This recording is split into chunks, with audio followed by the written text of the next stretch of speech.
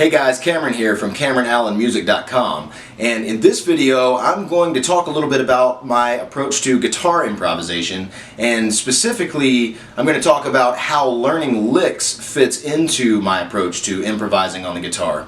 So this video is actually a response to a question that I got from a viewer.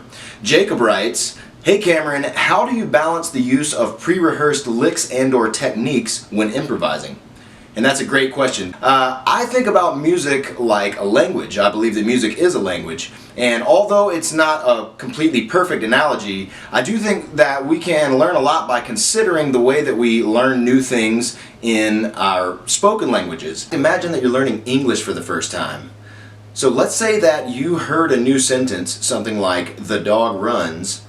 It's entirely possible that you could learn how to recite that phrase, "the dog runs," and pronounce all the words properly and sound convincing maybe, but without actually learning the meaning of that phrase and the words in it.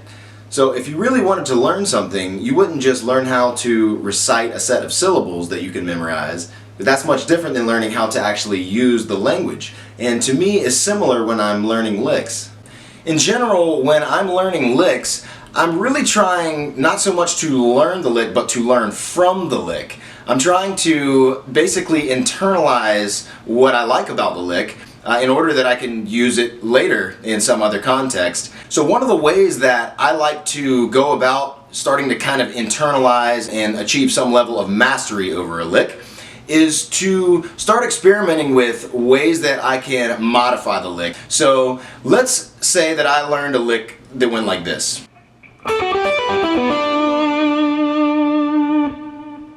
So what I really try to avoid when I learn a lick is sounding like I'm just copying and pasting the lick. So when I'm actually trying to use a lick, when I'm improvising, if I just play it exactly the way that it went when I learned it, there's a good chance that it might sound a bit disconnected from the rest of my improvisation.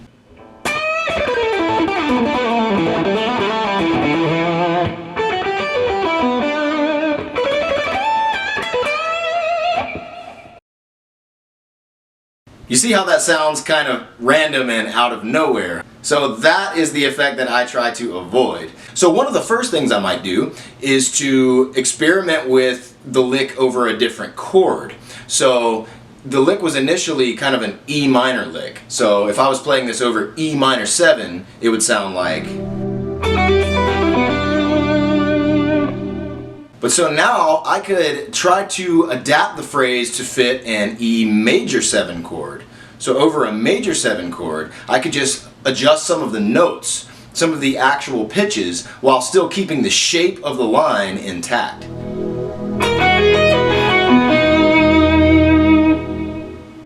Then I might try it over something like an E dominant 7 sharp 11 chord, coming from an E Lydian dominant scale.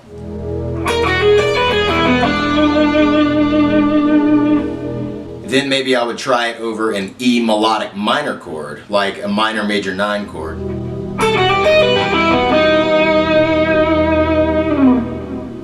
So you can hear that it's pretty much still the same lick. I've just adjusted it to fit the harmonic context that I'm in at that particular moment. So another way that we can kind of adjust the context of the lick is by playing it in a different rhythmic situation. So if I initially learned the lick in a 4/4 type of context,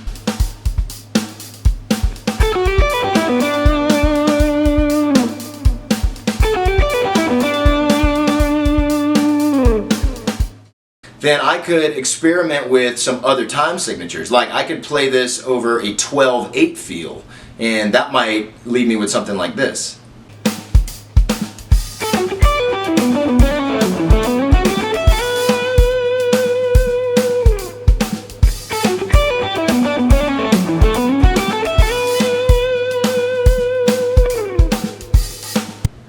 So as you can see, I had to kind of add some stuff at the end to really round out the lick to make it feel like a complete phrase. And that's the point when I start to feel like I'm really starting to get a grasp on the lick.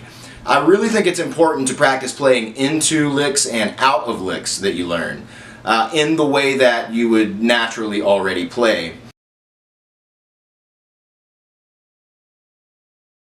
when you're improvising, it's a lot like when you're just having a conversation, an impromptu verbal conversation, right? You're using words and phrases and an entire language that you've learned. I mean, you had to learn all of the words somewhere, right? But you just have learned them so well that now you feel like you own those words, and you can use them to express your own thoughts with them, and you're not just repeating the same phrases and words and expressions exactly the way that you learned them when you were first learning the language, right? So I think that we should strive for that same level of fluency when we're improvising on the guitar. I try to play enough variations of the lick and play the lick in enough different contexts that it's part of my vocabulary now, and it's not just something that I'm reciting from memory. Okay guys, that's all for this video. If you want to check out more in-depth instructional content, you can head over to my website, CameronAllenMusic.com/tutorials. If you enjoyed this video, please hit that like button, and please subscribe to the channel and hit that little bell icon so that you're notified of new videos I put out when I put them out. Okay guys, I'll be back for another video very soon, but until then, you guys take care. Cheers.